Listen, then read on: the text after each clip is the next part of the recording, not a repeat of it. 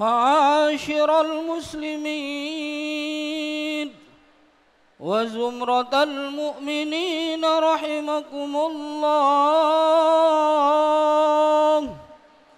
روي عن أبي هريرة رضي الله عنه أن النبي صلى الله عليه وسلم قال: إذا قلت لصاحبك يوم الجمعة أنصت والإمام يخطب فقد لغوت. أنصتوا واسمعوا وأطيعوا رحمكم الله.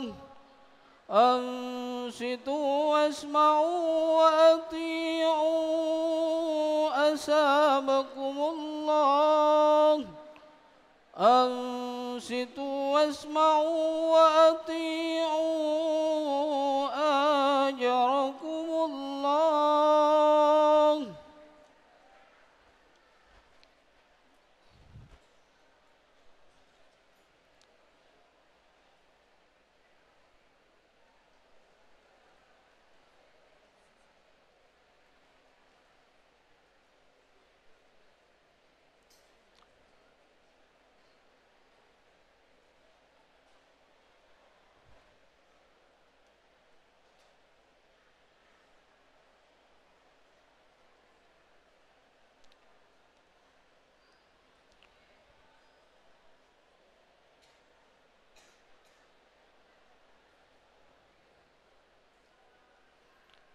اللهم صل على محمد. اللهم صل على سيدنا محمد. اللهم صل على سيدنا ومولانا محمد وسلم. ورضي الله تبارك وتعالى عن كل الصحابة أجمعين. اللهم قو الإسلام والإيمان من المسلمين والمسلمات والمؤمنين والمؤمنات، وانصرهم على المعاندين. رب اختم لنا منك بالخير، ويا خير الناصرين برحمتك يا أرحم الراحمين.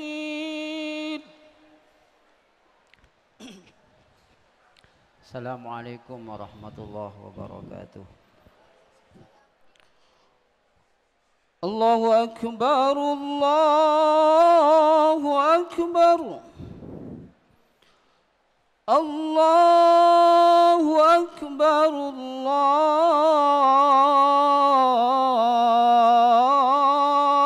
الله أكبر.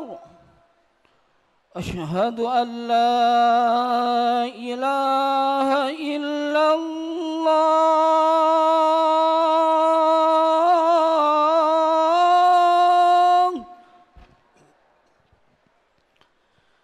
أشهد أن لا إله إلا الله.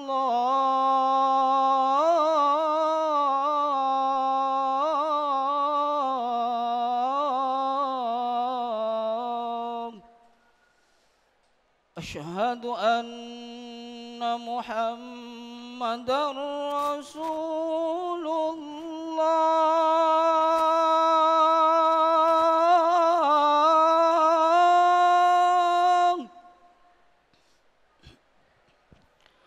أشهد أن محمدا رسول الله.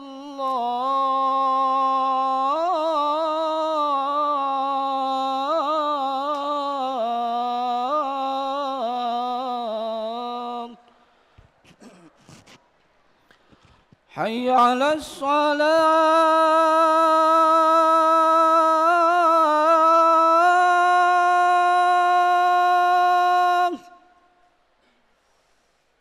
حي على الصلاة.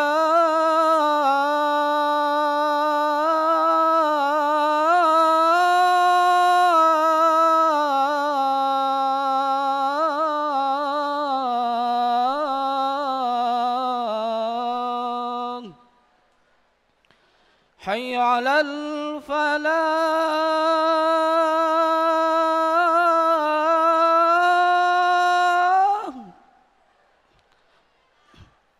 حي على الفلاح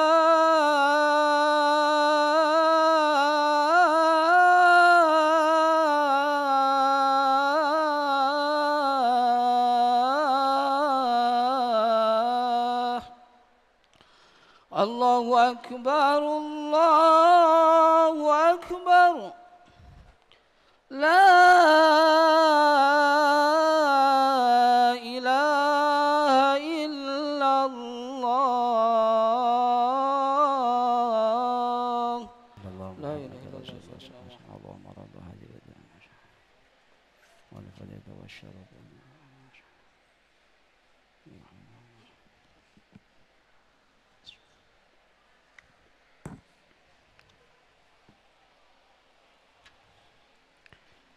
Bismillahirrahmanirrahim. Alhamdulillah alladzi ja'ala an-nawma rahatan li abdanina wa anfusina. Asyhadu an la ilaha illallah wahdahu la syarika lah.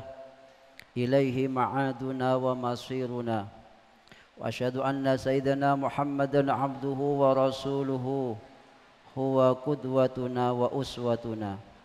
Allahumma salli wa sallim wa barik ala sayyidina wa maulana Muhammad al-hadi ila khairi a'malina wa ala alihi wa sahbihi alladhina nahtadi bihim fi umuri dunyana wa ukhrana.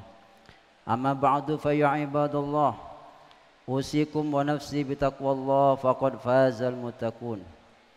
Hadirin jamaah salat Jumat rahimakumullah, adik-adik santri semuanya, hafizakumullahu jami'an.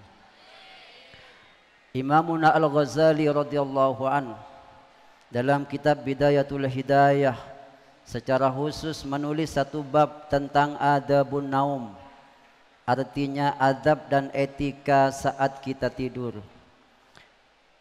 Mengapa beliau harus menulis satu bab tentang adabun naum, etika dan sopan santun dalam istirahat atau tidur?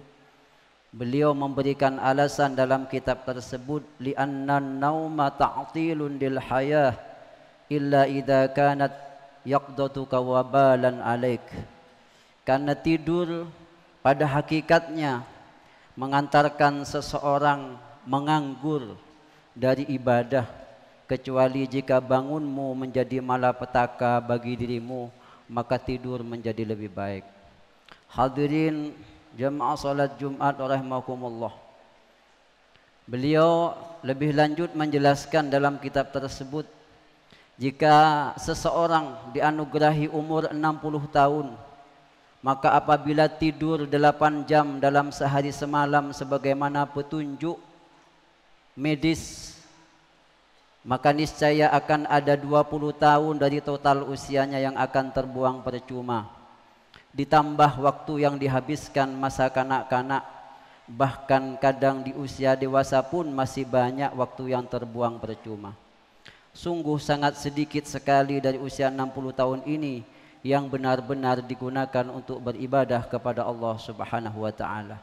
Oleh karena itulah diperlukan adab, sopan santun dan etika ketika kita sedang tidur, agar supaya tidur kita bisa berkualitas dalam kesehatan dan juga berkualitas dalam pandangan agama. Artinya tidur pun bernilai ibadah dan pahala di sisi Allah Subhanahu wa ta'ala.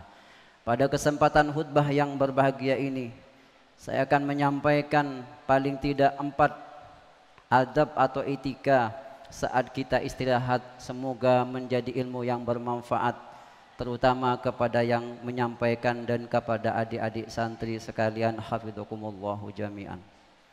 Yang pertama, adab dalam tidur atau istirahat adalah kita tidak tidur larut malam. Siti Aisyah radhiyallahu an sebagai pendamping hidup Nabi, saksi sejarah dalam kehidupan beliau, beliau meriwayatkan hadis, Anna Aisyah kana Rasulullah yanamu awwalal lail wa yuhyi akhirahu. Adalah Rasulullah SAW senantiasa tidur di awal malam dan menghidupkan malam itu di akhir malam. Oleh karena itu penting saya kira para santri adik-adikku sekalian untuk mengikuti sunnah Nabi, meneladani beliau sebagai qudwatuna, agar supaya ketika kita istirahat tidur tidak larut malam, sekalipun untuk mutalaah dan ilmu pengetahuan. Jam 11 sudah cukup untuk menjadi waktu kita bergumul dengan ilmu pengetahuan. Selanjutnya istirahat agar supaya kita mudah bangun untuk melaksanakan salat tahajud dan salat subuh berjamaah. Yang kedua, adab tidur. Dalam hadis sahih riwayat Bukhari Muslim, Rasulullah SAW berpesan kepada salah seorang sahabat bernama Barra bin Azib. Beliau menyebutkan, berpesan kepada sahabat Barra bin Azib, "Idza ataita majja'aka fatawadda wudu'aka lis-shalah, summa taji ala shikkikal aiman."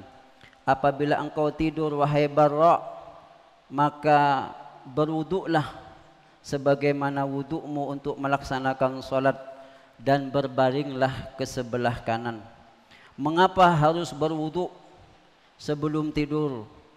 Dalam hadis lain riwayat Imam Ibnu Hibban dan Ibnu Umar, Rasulullah bersabda, "Man bata tahiran bata fi syi'arihi malakun la yastayqidu sa'atan min lailin illa qala al-malaku Allahumma ighfir li 'abdika fulan fa innahu bata tahiran." Barang siapa yang tidur dalam keadaan punya wuduk, maka akan tidur bersamanya seorang malaikat. Dia tidak bangun di suatu malam, melainkan malaikat akan berbisik dengan ucapan doa, "Ya Allah, ampunilah hambamu yang tidur dalam keadaan punya wudu ini." Hadirin, inilah tidurnya seorang ahlul ilmi, seorang santri, bahwa tidur bisa mendatangkan pahala bahkan doa dari para malaikat. Bahkan dalam satu riwayat Siti Aisyah pernah didhawuhi Rasulullah, "Wahai Aisyah, jangan kau tidur sebelum melakukan 4 hal. Pertama, jangan tidur sebelum kamu hatam Al-Quran. Jangan kau tidur sebelum haji dan umrah. Jangan tidur sebelum kamu ridha, semua tetangga keluarga ridha dalam tidurmu. Dan jangan engkau tidur sebelum engkau yakin kelak akan mendapatkan syafaat dari Rasulullah dan para anbiya." Siti Aisyah mendengar wejangan Rasulullah itu hanya tersenyum. Saya berkata, "Tidak mampu ya Rasulullah, bagaimana saya hatam Al-Quran sebelum tidur?" Maka Rasulullah menjawab, "Bukan begitu, kau baca Qul huwallah 3 kali sebelum tidur, sulusul Quran, Qul huwallah ta'dilu sulusul Quran." Qul huwallah itu sama dengan 1/3 Al-Quran. Jangan tidur sebelum haji dan umrah, maksudnya baca subhanallah walhamdulillah wala ilaha illallah Allahu akbar. Jangan tidur sebelum seluruh kaum muslimin, para sahabat, para guru handai taulan ridha kepadamu, maksudnya jangan tidur sebelum kita memintakan ampun untuk mereka. Astaghfirullah li wa li walidayya wa li jami'il muslimin wal muslimat. Jangan kau tidur sebelum kau yakin saya memberikan syafaat di hari kiamat. Ucapkan salawat kepada baginda Rasulullah SAW.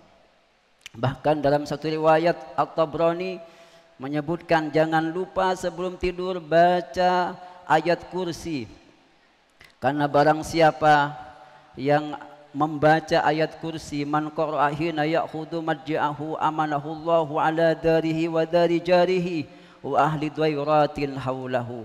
Barang siapa yang membaca ayat kursi ketika hendak tidur, maka Allah akan menjaga keamanan rumahnya, keamanan rumah tetangganya, dan keamanan para penghuni rumah di sekitarnya. Subhanallah, saat kita tidur, kita masih bisa bersedekah untuk mendoakan keselamatan kepada tetangga-tetangga kita. Inilah tidurnya seorang santri, tidurnya seorang ahlul ilmi. Tidak hanya sekedar bernilai ibadah, tetapi juga mampu memberikan sedekah yang paling berharga sedekah keselamatan untuk para tetangganya. Hadirin jamaah salat Jumat rahimakumullah. Dan yang terakhir, yang keempat, adab tidur. Hindari adik-adikku untuk tidak tidur di waktu subuh. Dalam agama Islam ada 3 macam tidur. Yang pertama qailulah, yaitu tidur sesaat sebelum adzan duhur berkumandang sekitar jam 11. Gunakan untuk tidur, itu tidur yang terbaik. Ada ulama sebagian kecil mengatakan qailulah adalah tidur siang walaupun setelah duhur. Yang kedua tidur ailulah, tidur yang membawa penyakit. Al-ailulah turisul junun, tidur setelah asar disebut dengan tidur ailulah, menyebabkan gangguan pada pencernaan otak. Maka ketika kita belajar susah untuk paham karena punya amalan tidur setelah asar, baik di kamar atau di sekolah. Yang ketiga, ini juga yang menyebabkan tidur tidak baik, tidur hailulah. Hailulah artinya tidur yang menghalangi rezeki. As-subhatu turisul faqrah, tidur pagi bisa menyebabkan kefakiran. Kita bukan fakir harta, karena orang tua sudah menjamin kita di sekolah, dari rumah untuk biaya hidup. Tetapi yang dimaksud fakir di sini adalah fakir ilmu, naudzubillah summa naudzubillah. Imam Ibnul Qayyim Al-Jauzi, seorang ulama besar dan juga ahli kedokteran, menulis dalam satu kitab beliau namanya Zadul Ma'ad, satu bab khusus dengan judul Mafasid Naumi Subhah, bahaya-bahaya tidur setelah subuh. Di antaranya beliau menulis satu, yamna'ur rizqah, menghalangi rezeki. Yang kedua, mudirrun lil badan, bisa menimbulkan berbagai macam penyakit. Karena sebenarnya setelah subuh kita harus bergerak zahir dan batin. Dan yang ketiga, ini yang paling merugikan, tidak mendapatkan doa Nabi, di mana Nabi dalam sebuah hadis selalu mendoakan keberkahan umatnya. Allahumma barik li ummati fi bukuriha, ya Allah berkahilah umatku di pagi harinya. Maka marilah kita menjadi pejuang-pejuang subuh. Kita song-song keberkahan ilmu dengan mentirakatinya, tidak tidur di waktu subuh.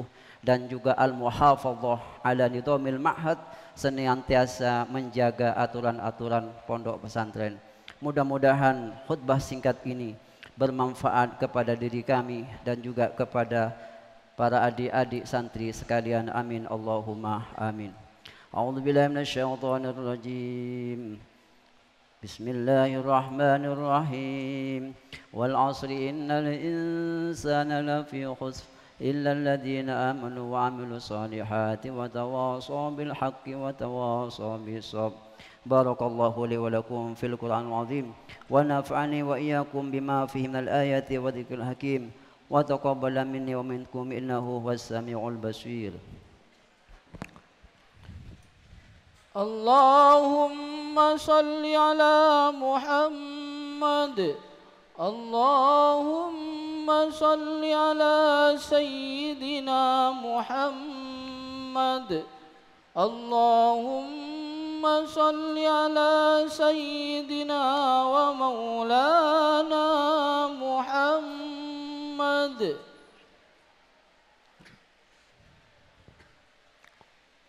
Alhamdulillah الذي أمرنا بالاتحاد والاعتصام بحبل الله المتين. أشهد أن لا إله إلا الله وحده لا شريك له إياه نعبده وإياه نستعين. وأشهد أن محمدا عبده ورسوله المبعوث رحمة للعالمين. اللهم صل وسلم وبارك على سيدنا ومولانا محمد المبعوث رحمة للعالمين صلى الله وسلم وعلى آله وصحبه إلى يوم الدين. أما بعد فيا عباد الله أوصيكم ونفسي بتقوى الله فقد فاز المتقون.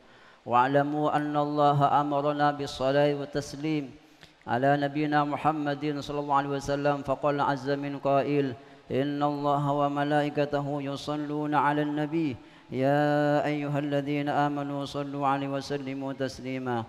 اللهم صل على سيدنا محمد وعلى آل سيدنا محمد كما صليت على سيدنا إبراهيم وعلى آل سيدنا إبراهيم وبارك على سيدنا محمد وعلى آل سيدنا محمد كما باركت على سيدنا إبراهيم وعلى آل سيدنا إبراهيم في العالمين إنك حميد مجيد آمين. اللهم اغفر للمسلمين والمسلمات والمؤمنين والمؤمنات الأحياء منهم الأموات.